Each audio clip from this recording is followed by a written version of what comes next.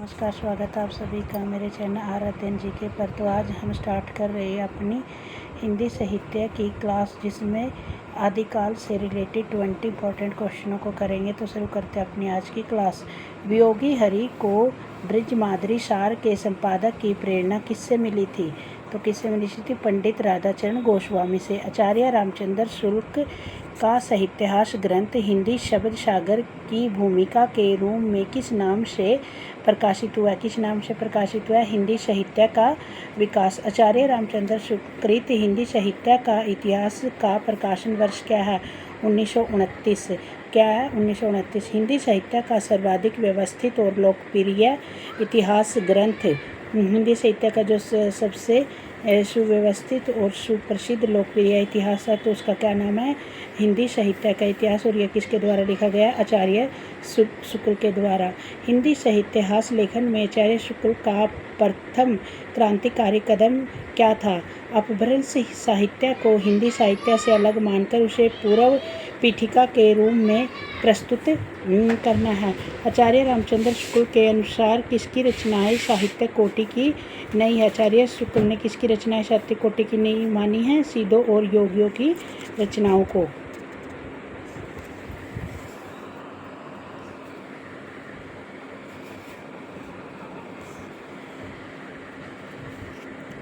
हिंदी साहित्य का वह ग्रंथ जो अभी तक अधूरा है, तो उस ग्रंथ का क्या नाम है?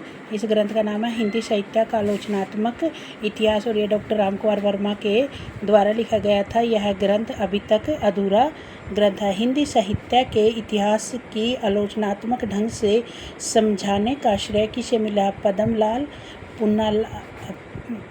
पादुमलाल पुन्नालाल बख्शी को। हिंदी साहित्य की रूपरेखा से युक्त हिंदी मुसलमान कवि नामक पुस्तक के लेखक कौन हैं? हिंदी साहित्यास की रूपरेखा से युक्त हिंदी के मुसलमान कवि नामक पुस्तक के लेखक कौन है? गंगा प्रसाद सिंह। किस साहित्यहासिक ग्रंथ को आधुनिक हिंदी साहित्य का किस साहित्यहासिक ग्रंथ को आधुनिक साहित्य संपत्ति का बीजक कहा गया है? तो किसे कहा गया है? हिंदी पुस्तक साहित्य माता प्रसाद गुप्त। हिंदी पुस्तक साहित्य जो कि माता प्रसाद गुप्त के द्वारा लिखी है। निम्नलिखित में से किसने अपने ग्रंथ इतिहास में साहित्य के विकास के साथ साथ संवेदना के विकास को रेखांकित किया है? तो उनका नाम है डॉक्टर रामस्वरूप चतुर्वेदी। डॉक्टर ग्रियेशियन ने अपने साहित्यास ग्रंथ में आरंभिक काल को कौन सा नाम दिया है? चारण काल। जॉर्ज ग्रियेशियन ने हिंदी साहित्य का आरंभ कब से कब माना है? तो उन्होंने 8वीं सदी। दी modern vernacular literature of Hindustan के किस अध्याय में काल विभाजन का स्पष्ट निर्देश है? तो कौन से अध्याय में? 12वें में।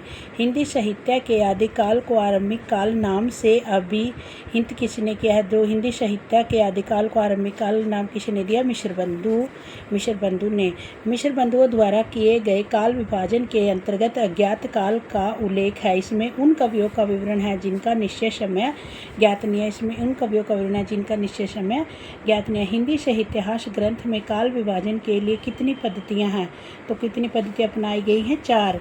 FEK ने आ हिस्ट्री ऑफ हिंदी लिटरेचर में हिंदी साहित्य को कितने कालों में विभाजित किया है? FEK ने इसे 4 कालों में विभाजित किया है। निम्नलिखित में से किसने हिंदी की सहसावस्था के वृत्तों का वर्णन करने के उपरांत काल विभाजन का आधार हिंदी साहित्य में उठने वाले महत्वपूर्ण आंदोलनों को बनाया है? तो वो कौन है? FEK।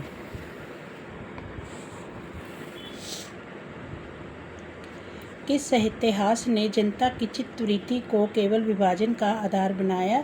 रामचंद्र शुक्ल ने। आचार्य रामचंद्र शुक्ल ने अपने साहित्यहास को कितने कालों में विभाजित किया है? 4 में।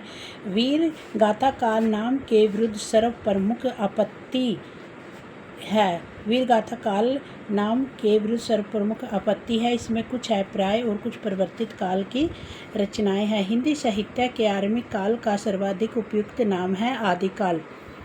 आचार्य शुक्ल ने अपने साहित्यास ग्रंथ में लगभग कितने वर्षों का तक साहित्य पर प्रकाश डाला है 950। निम्नलिखित में से किसके साहित्यास ग्रंथ में आदिकाल के लिए चारण काल शब्द का प्रयोग नहीं हुआ? डॉक्टर रामशंकर शुक्ल रसाल। डॉक्टर रामशंकर शुक्ल रसाल। हिंदी के आदिकाल को सिद्ध सामंत युग किसने कहा है? तो ये किसने कहा? महापंडित राहुल शंकर ताय ने। हिंदी के आदिकाल को सिद्ध सामंत युग किसने कहा?